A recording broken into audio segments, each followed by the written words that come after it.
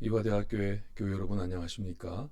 2022년 봄 장년부 성경 공부 전체 주제가 말씀을 따라 묵상하며 걷는 이 주제 아래서 오늘은 하나님은 영이시니라는 제목으로 묵상하고 싶습니다. 시편 46편, 에베소서 2장 그리고 특별히 요한복음 4장의 그 유명한 본문을 가지고 함께 묵상하는 시간을 가지려고 합니다. 복음성가 가운데 우물가의 여인처럼이라는 제목의 노래가 있죠. 짧게 불러볼까요? 우물가의 여인처럼 난 구했네 헛되고 헛된 것들을 그때 주님 하신 말씀 내 세매와 생수를 마셔라 이런 노래 있지 않습니까? 뒤에는 오 주님 채우소서 나의 잔을 높이 듭니다. 하늘 양식 내게 채워주소서 넘치도록 채워주소서 이런 노래입니다. 이 노래는 요한복음 4장에 나오는 그 유명한 사마리아 여인에 관한 노래이죠. 이 노래에 의하면 방금 부른 대로 저 사마리아 여인은 헛되고 헛된 것들을 구한 여인입니다. 지금까지 이 여인에 대한 기존의 성서 해석도 이 여인은 여러 남자를 바꿔치운 방종한 여인이거나 개인적인 애정에 목말라하는 여인 이렇게 해석됐습니다. 어떤 성서학자는 이 여인이 오직 결혼 문제에만 관심이 쏠려 있는 대표적인 인물이라고 말했고 다른 학자는 이 여인은 죄가 많고 혐오감 느끼게 하고 업신여김을 당해도 되는 사람이다 이렇게 말을 했습니다. 성서학자들만이 아닙니다. 한국의 한 영화 감독도 언젠가 2004년입니다. 사마리아라는 제목의 영화를 만든 적이 있죠. 내용은 어른들과 원조 교제하는 한 어린 소녀와 그 소녀의 아버지에 관한 얘기인데 이 영화로 감독은 베를린 영화제 감독상까지 수상했습니다. 그런데 여러분, 왜 원조 교제 이야기를 다룬 영화 제목이 하필이면은 사마리아입니까?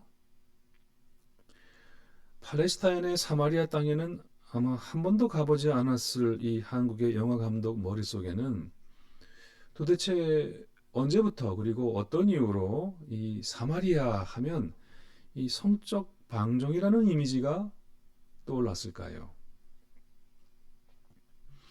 자, 이제 요한복음 4장의 본문 안으로 들어가 봅니다. 저는 세번역 성경으로 읽어 나가겠습니다. 3절과 4절인데요. 예수께서 유대를 떠나 다시 갈릴리로 가기로 하셨다. 그렇게 하려면 사마리아를 거쳐서 영어로는 through 가실 수밖에 없었다. 이렇게 시작합니다. 사실이 아닙니다. 가나안이라고도 불리는 팔레스타인 땅은 남부의 유대 땅, 중부의 사마리아 땅, 그리고 북부의 갈릴리로 이루어져 있습니다. 지금 예수님은 남쪽 유대 땅에 계시다가 북쪽 갈릴리 땅으로 가시려고 합니다. 하지만 중부의 사마리아 땅을 거쳐서 갈 수는 없었습니다. 왜냐하면 당시 유대인들과 사마리아인들은 서로 상종도 하지 않는 철천지 원수지간이었기 때문입니다.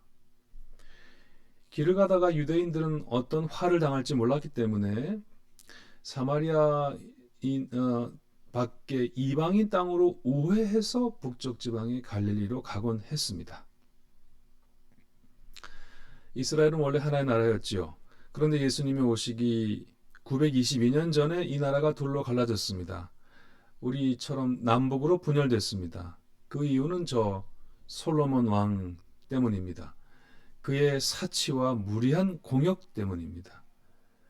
우리에게는 지혜의 왕으로 알려져 있지만 사실 솔로몬은 폭군이었습니다.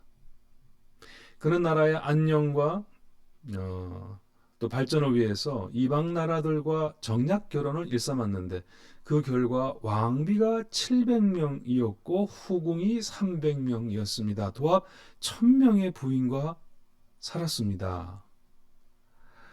그 많은 부인들을 위해서 임금은 많은 왕궁을 지었고 거기에 예루살렘 성전까지 지었죠.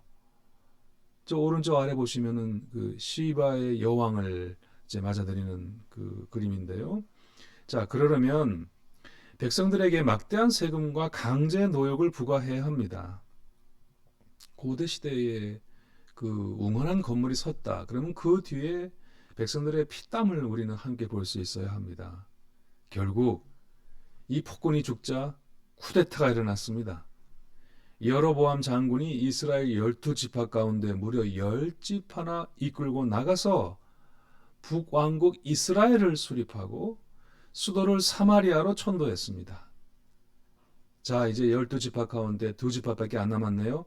솔로몬의 아들 르호보암은 겨우 2지파를 가지고 예루살렘에 남아서 남왕국인 유다로 잔존했습니다. 이스라엘이라는 나라가 북이스라엘과 남유다로 분열되는 순간입니다.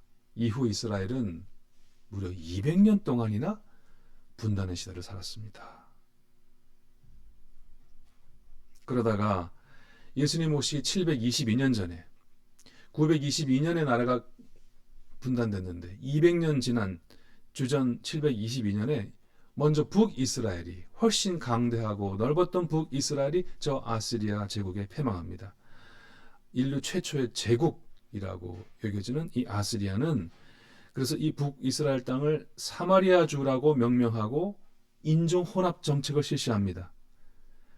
나중에 이스라엘의 아이들이 아버지의 복수를 하려고 아시리아를 상대로 전쟁하지 못하도록 아예 씨를 말려버리려고 합니다.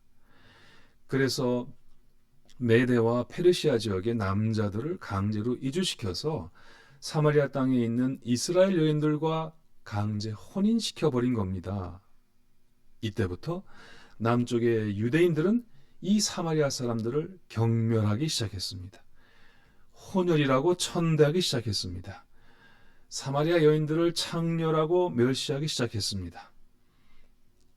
그러다가 남유다 왕국도 예수님 오시기 587년에 이제는 그 아시리아를 무너뜨리고 그 이후에 또 제국이 된 바벨론 제국에 의해서 멸망해서 약 50년간 포로 생활을 하고 나중에 예루살렘으로 귀환하지요. 그런데 귀환해서 다시 나라를 세울 때 성전을 재건할 때 이 북쪽의 사마리아 사람들을 완전히 배제했습니다. 새 나라 건설에 아예 참여시키지를 않았습니다. 사마리아 사람들은 이때 예루살렘에 세워진 이 성전 체제에 대항해서 자신의 땅 세겜에 있는 그리심산 위에다가 자신들의 성전을 건축하고 모세 오경을 성소로 채택하는 자신들의 유대교를 정착시켰죠. 그러니까 이에 반발한 그 귀환한 남쪽의 유다인들이 예수님 오시기 135년 전에 이 사마리아를 침공해서 이 그리심산 성전을 파괴하고 사마리아인들을 살육했습니다. 이렇게 같은 조상을 가진 하나의 민족이 분열되어 식민지 경험 이후에 서로 불구대천의 원수가 되어서 예수님 오실 때까지 싸우고 다투고 반목하고 갈등하며 살았습니다. 다시 본문입니다. 예수께서 유대를 떠나 다시 갈릴리로 가기로 하셨다. 그렇게 하려면 사마리아를 거쳐서 가실 수밖에 없었다. 이 말씀을 들은 2000년 전 사람들은 지금 예수님이 이방 땅으로 우회하지 않고 일부러 그 위험한 사마리아 땅으로 들어가려 하신다는 것을 금방 알아차릴 수가 있습니다. 우리는 모르지만 2000년 전 청중은 저 위험한 길을 왜 가시지? 이걸 금방 알아차리죠. 저자인 요한은 도입부부터 팽팽한 긴장을 예고합니다. 그리고 그 아래 5절과 6절입니다. 예수께서 사마리아에 있는 수가라는 동네에 이르르셨다. 이 동네는 야곱이 아들 요셉에게 준 땅에서 가까운 곳이며 야곱의 우물이 거기에 있었다. 요한은 여기서 야곱이라고 하는 이름을 2번이나 언급합니다. 야곱이 누구입니까? 아브라함과 이삭과 야곱은 이스라엘의 조상입니다. 유대인과 사마리아인으로 갈라지기 이전의 공동의 조상입니다. 그리고 수가라는 동네는 야곱의 아들 요셉에게 준 땅, 즉 세겜에서 가까운 곳이며 거기에는 다른 사람의 우물도 아니고 야곱의 우물이 있었습니다. 이렇게 말합니다. 그러니까 이곳은 이스라엘의 민족 분열과 동족 상잔의 그 역사에서 아주 특별한 곳입니다. 예수님은 길을 가다 그저 우연히 피곤해서 아무 동네나 들어가신 게 절대로 아닙니다. 그분에게는 목적이 있었습니다.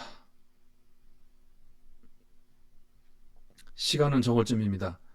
한 사마리아 여자가 물을 기르러 우물가로 나왔지요.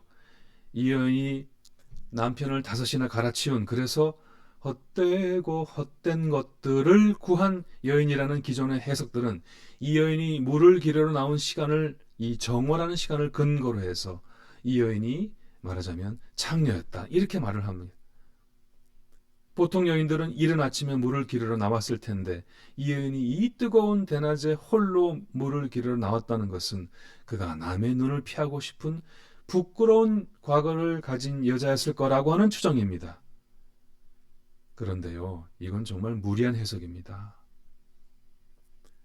집에 물이 떨어지면 몇 번이라도 우물가에 나와야 하는 거 아닐까요? 예수님은 바로 그 여인에게 물을 좀 달라 하셨습니다. 지금 제자들은 먹을 것을 사러 동네에 들어갔고, 그래서 이 우물가에는 예수님과 이 여자밖에 없었습니다. 그 옛날에 이 공공의 장소에서 외간 남자와 여자가 만난 정말 어색한 상황이지요. 사마리아 여자가 답합니다. 제가 이 구절을 일부러 적어봤습니다. 선생님은 유대 사람인데 어떻게 사마리아 여자인 나에게 물을 달라 하십니까? 제가 그냥 평범하게 국어책 읽듯이 읽었습니다. 그런데요, 이 말 속에는 사실 가시가 박혀 있습니다. 낯선 남자에 대한 경계심 이상의 적대감이 느껴집니다. 영어 번역이 조금 더 뉘앙스가 살아있네요. How is it that you are Jew? Ask a drink of me, a woman of Samaria? 단순하게 외간 남자에 대한 경계심이 아닙니다. 어떻게 유대인이신 당신이 이 나 같은 사마리아 여자에게 물을 달라고 청할 때도 다 있나요? 아니, 사마리아 사람들을 당신 유대인들이 멸시하고 천대할 때는 언제고 어디 와서 감히 물을 달라고 합니까? 분노와 적개심이 느껴집니다. 제가 그래서 수많은 그림 가운데 이렇게 조금 컨플릭추얼한 그림을 갖고 왔습니다.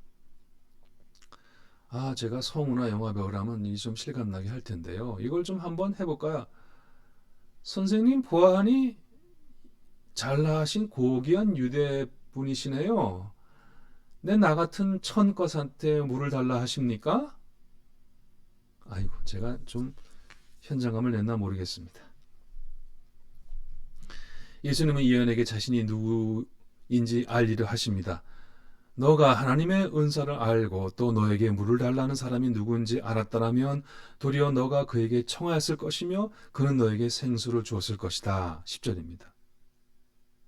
하지만 모멸감에 떠는 이 여인은 예수님의 말을 알아듣지 못하고 사사건건 반박하기 시작합니다. 여인이 말합니다. 선생님, 보아하니 선생님에게는 두레박도 없고 이물 깊고 깊은데 어떻게 나한테 당신이 생수를 구해 주시겠다는 말입니까? 11절입니다. 힐란입니다. 하지만 12절에서 이내 속마음을 드러내고 말지요. 선생님이 우리 조상 야곱보다도 위대한 분이라는 말인가요? 그분은 우리에게 이 우물을 주었고요. 그와 그 자녀들과 가축까지 우리 다 이 물을 마셨습니다.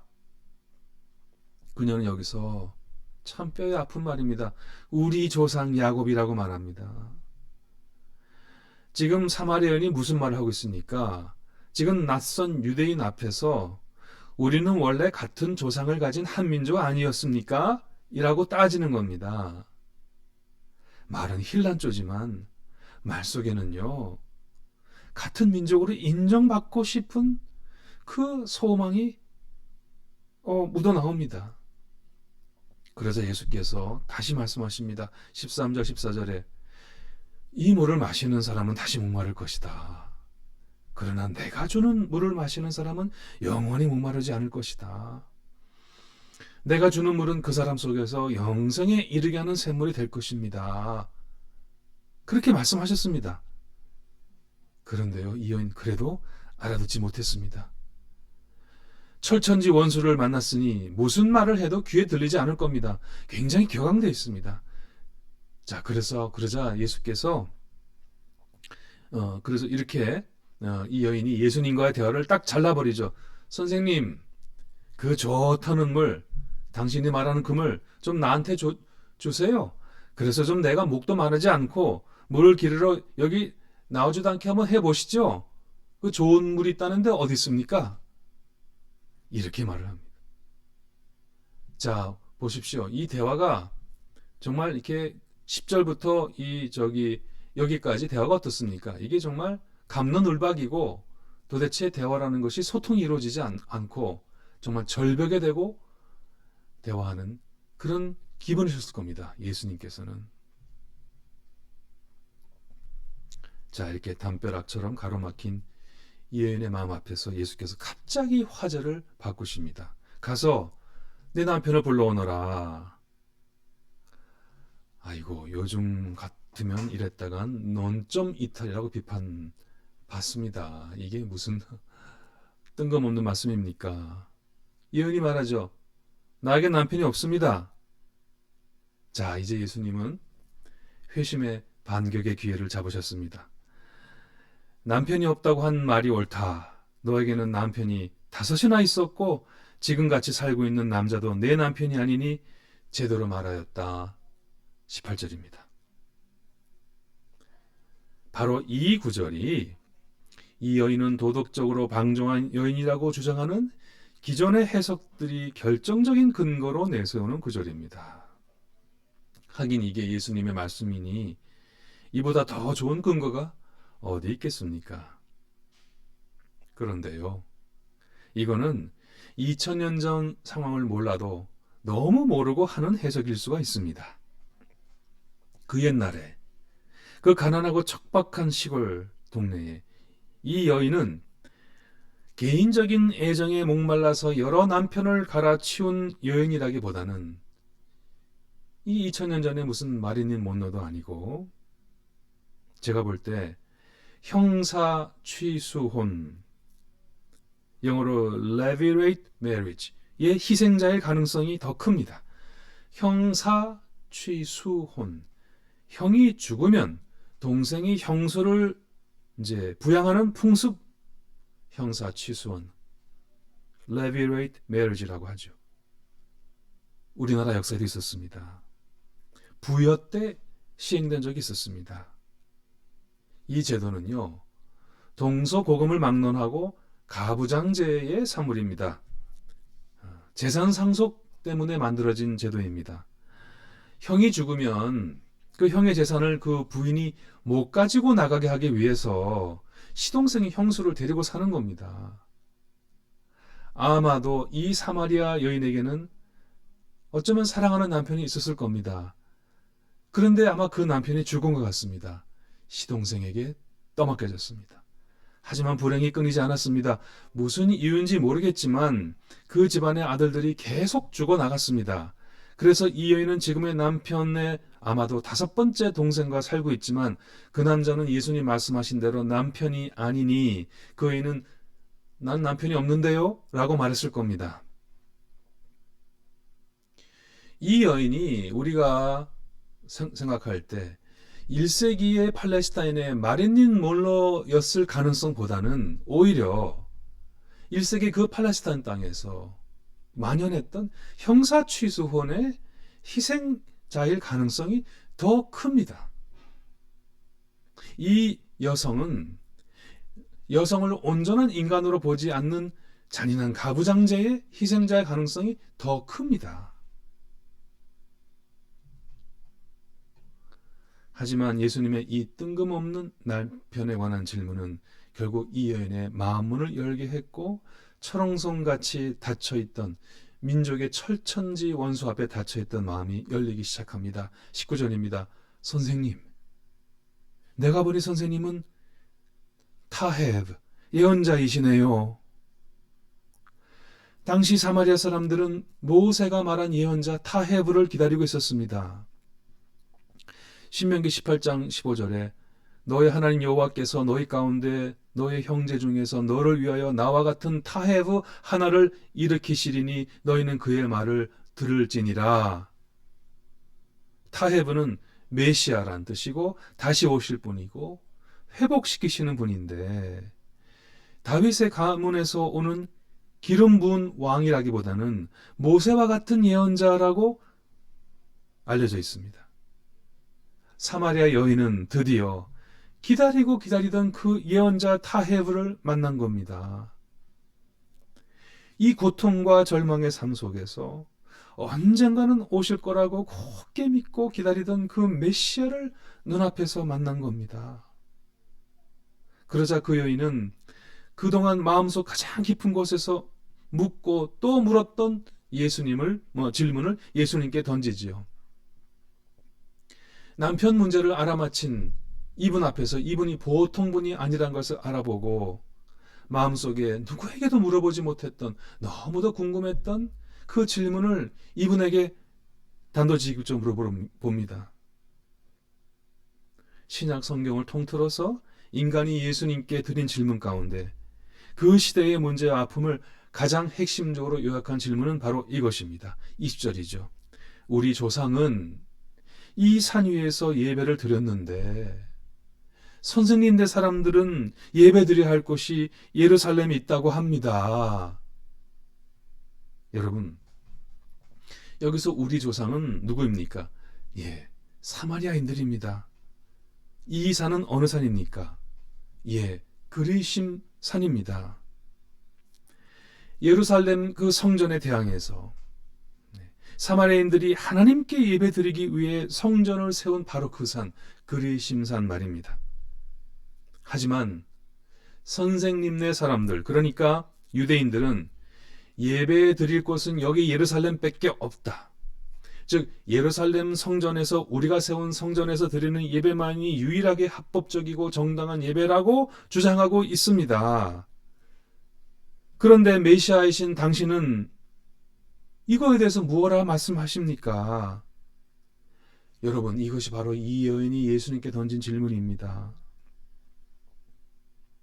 여러분, 그러므로 이 여인은 결코 어느 성적 학자가 말하듯이 오직 결혼 문제에만 관심이 쏠려 있는 대표적인 인물이 절대로 아닙니다. 이 여인은 자신이 살던 시대의 문제와 아픔을 너무너무 괴로워하고, 그리고 그것에 대해서 하나님의 답변을 찾고 있던 그런 여인입니다.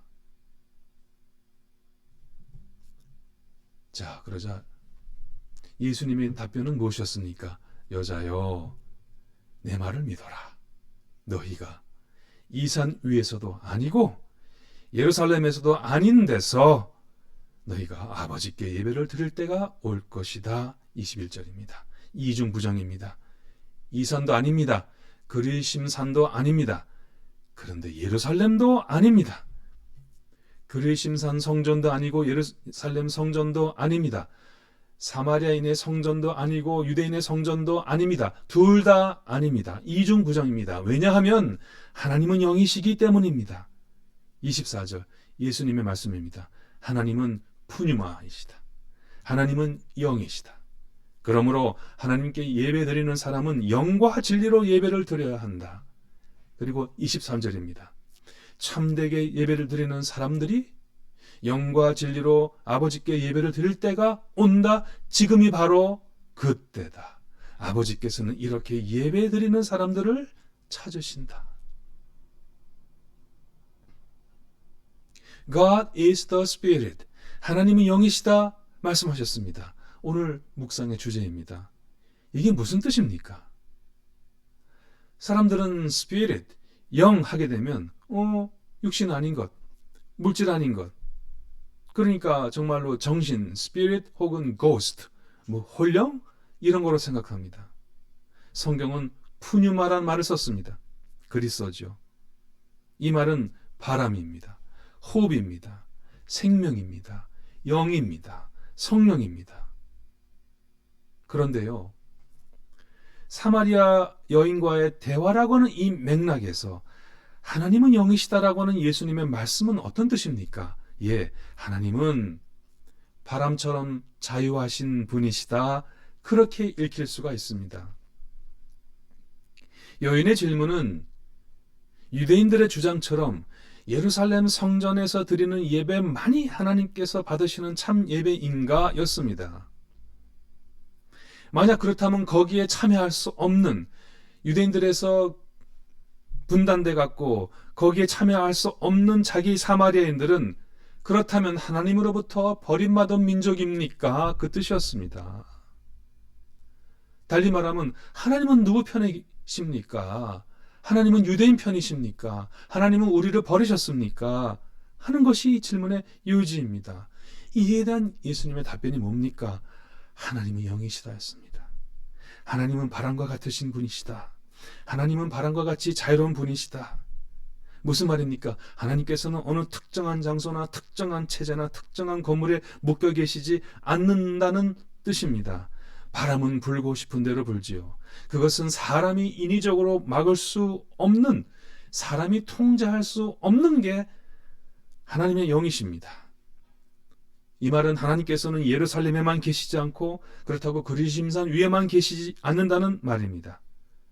하나님 어디 계시냐? 하나님은 신령과 진정으로 예배드리는 사람들 사이에 계신다는 말입니다. 그러므로 너희들이 오늘 신령과 진정으로, 즉 영과 진리로 예배를 드린다면 하나님께서는 그 예배를 기뻐 받으신다는 말씀입니다. 달리 말하면 사마리아인들도 신령과 진정으로 예배를 드린다면 하나님께서는 그 사마리아인들의 삶과 역사와 아픔과 고통 속에 계신다, 임재하신다, 현존하신다, 그 뜻입니다. 여러분, 어찌 하나님께서 솔로몬이 지은 성전 안에만 계십니까? 천지 우주 만물을 지으시는 하나님께서 왜 거기에만 계십니까? 하나님께서 어찌 내 교단 안에만 계십니까? 하나님께서 어찌 특정 교회 안에만 계십니까? 어찌 그 교회와 그 교단과 그 학파가 진리를 독점합니까? 하나님은 그보다 크십니다.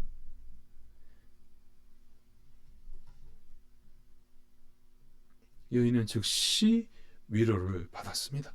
즉시 인생의 질문에 답변을 얻었습니다. 평생 고통을 받아왔던, 고민했던, 고뇌했던 문제에서부터 비로소 노임을 받았습니까? 얼마나 기쁘고 벅찼겠습니까? 그래서 그는 물동이를 내동댕이 치고 동네로 달려가 사람들에게 외칩니다. 여러분, 내가 한 일을 모두 알아맞히신 분이 계십니다. Come and see. 와서 보십시오.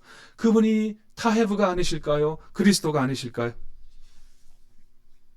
여기 29절 이 여인의 말 중에서 와서 보십시오. Come and see. 이것은 이후 그리스도교 역사에서 선교의 기본 전략이고 패러다임이 되었습니다. 사람들을 초대해서 그냥 오세요. 와서 보시면 압니다. 와서 보게 하는 것. 그것이 오랫동안 그리스도교 선교의 기본 방법이었는데 그것이 바로 이 사마리아 여인이 그 선교를 시작한 사람입니다. 그러자 동네 사람들이 모두 놀라서 와서 보고 예수님을 믿게 되었다고 말합니다. 39절에 그것은 그 여자가 자기가 한 일을 예수께서 다 알아맞히셨다고 증언하였기 때문에 온 동네 사람들이 예수님을 믿게 되었다고 요한이 말합니다. 여기서 이 여인이 예수님에 대해서 증언했다는 요한복음의 표현은 매우 의미심장합니다. 왜냐하면 이것은 요한복음 전체에서 요한이 오직 세례 요한과 이 사마리아 여인에게만 특정해서 쓴 단어였기 때문입니다. 요한복음 1장을 보시면 태초에 말씀이 있었고 그 안에 생명이 있었는데 이 생명은 사람들의 빛이라 빛이 어둠에 비치되 어둠이 깨닫지 못하더라라고 했습니다. 하지만 하나님께로부터 보내심을 받은 사람이 있으니 그의 이름은 요한이라 세례 요한입니다. 그가 증언하러 왔으니 그 빛에 대해서 증언하고 모든 사람이 자기로 말미암아 믿게 하려 함이라 했습니다. 증언자입니다. 그 많고 많은 사람 가운데 세례 요한과 그리고 오직 이 사마리아 여인만이 예수께서 누구신지 알아보고 그를 증언했습니다. 위트니스입니다. 그리고 사마리아 사람들이 예수를 믿었으니 여기 보면 그것은 그 여자가 자기가 한 일을 예수께서 다 알아맞혔다고 증언하였기 때문이다. 이 증언, 이 단어가 보통 무게가 있는 단어가 아닙니다. 여러분, 우리가 너무 좋아하는 이 요한복음의 그 저자가 요한이 이렇게 높이 평가하는 세례요한과 동격으로 평가하는 인물을 왜 그동안 교회는 이렇게 천시하고 하대하고 오직 결혼에 애정에 목말라서 헛되고 헛된 것들을 구한 여인이라고 폄하하고 격하했습니까? 이게 성서 해석의 역사가 어찌 이렇게 부끄러울 수가 있습니까? 원 저자가 그렇게 말하고 있지 않은데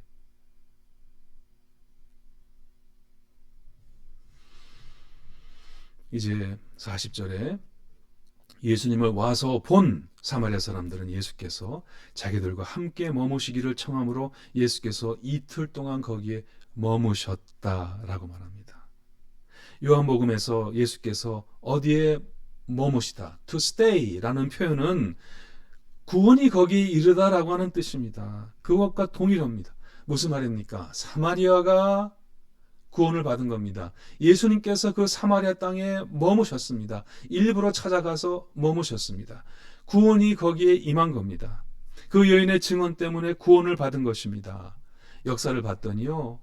글쎄 민족이 분열된 지 900년 만에 신라가 1000년 있어 서기 BC 922년에 민족이 분열된 이후 예수님 오셨으니까 이제 900년 만에 강대국의 침략과 강제 혼인과 동족 상잔의 끝도 없이 이어진 증오 역사 끝에 사마리아 전체가 구원받는 놀라운 사건, 사마리아 전체가 회복되는 사건이 일어난 것입니다. 무엇 때문입니까? 이 여인의 증언 때문이었습니다. 그래서 동네에서 양식을 사서 돌아온 제자들에게 예수님께서 이렇게 말씀하십니다. 여기 적지 않았습니다만 요한복음 4장 38절에 수고는 남들이 하였는데 너희가 이 수고의 결실에 참여하게 되었구나. 너희가 맨 땅에 짚고 헤엄치게 되었구나. 그 말씀이죠.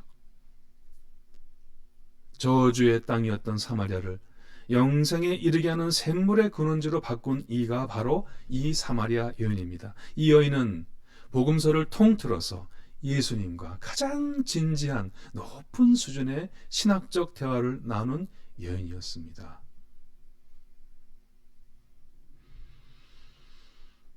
경애하는 교우 여러분, 6.25 전쟁 72주년이 다가옵니다.